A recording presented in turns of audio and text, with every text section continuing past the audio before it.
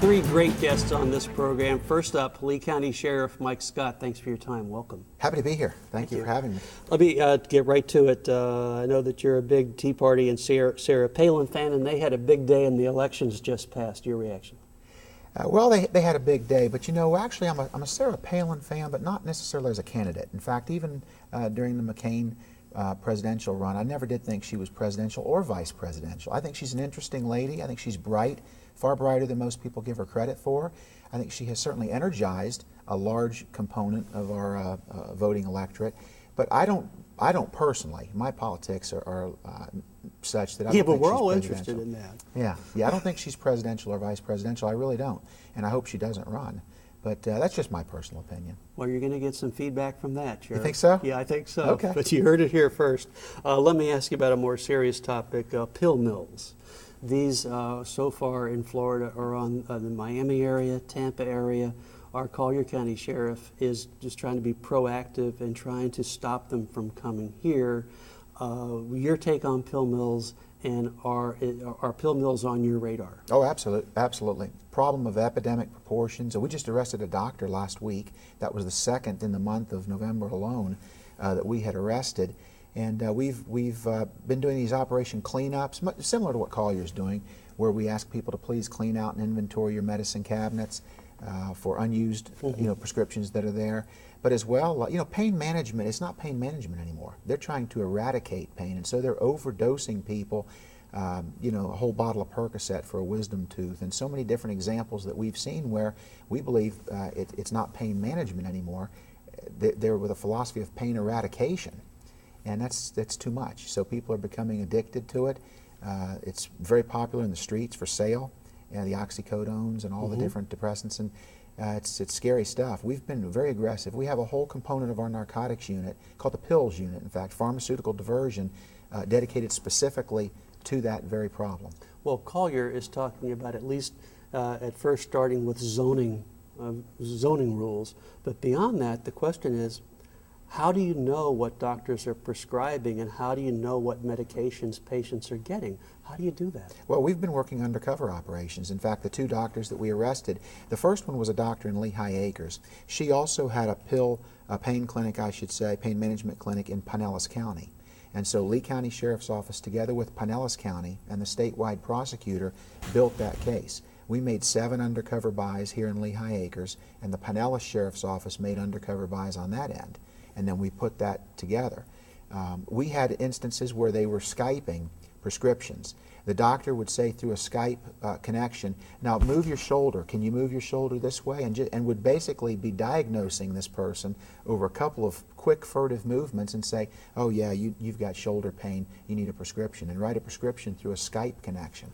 So it's just that problematic. Does law enforcement have access to the types of drugs and the amounts of drugs that individual patients get or drugstores dispense? Can you track it that way, or is that an invasion of everybody's rights? Well, the dispensary, what we're moving for and what we want is we want some type of a statewide database so that if Mike Scott was just prescribed, let's say 30 oxycodone tablets or something like that, that there's some type of a cross-check and a red flag will go up if Mike Scott tries to cash in a prescription in Tampa the same day. And so, based on the timing, not so much what it is specifically, but that type of a database to hopefully try to track people that are shopping doctors and forging prescriptions. Is this the kind of thing that maybe you cooperate with Collier County on in Charlotte, and could be a regional approach?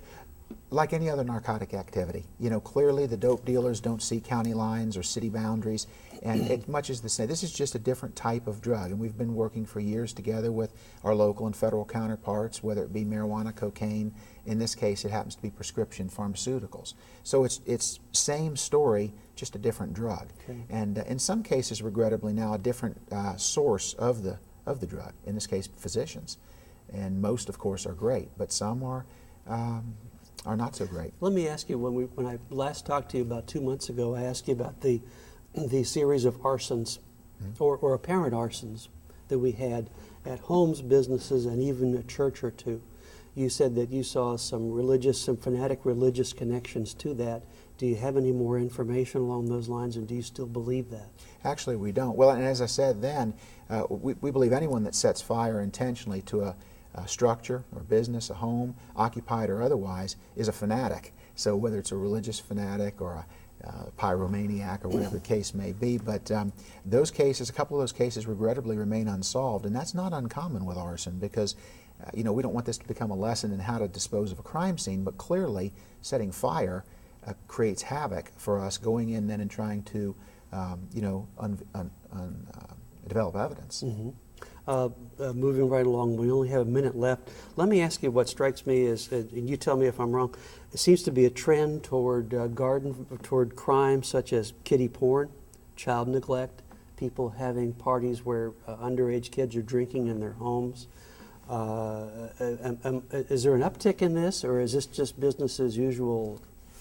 Well, we cover a wide array there. I will tell you that the child porn that you mentioned, and certainly cyber sex and that, is absolutely epidemic. I mean, that's a massive elephant in the room that people don't see. There's more of it now than there was? Oh, far more. As technology continues to increase and this proliferates across the internet, it's absolutely scary and unbelievable. And you'll continue to see stings and internet type of enforcement from both the sheriff's offices and the FBI. We partner with the FBI on an innocent images program, and that's really serious stuff. The child porn. Child neglect is up?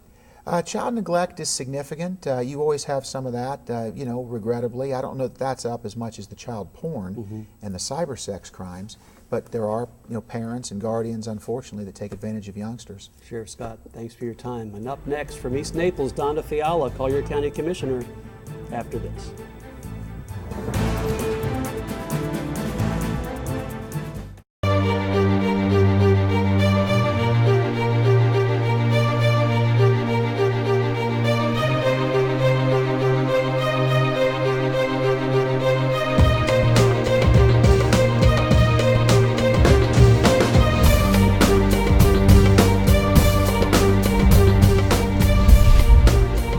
Read, savor, share every day with the Naples Daily News.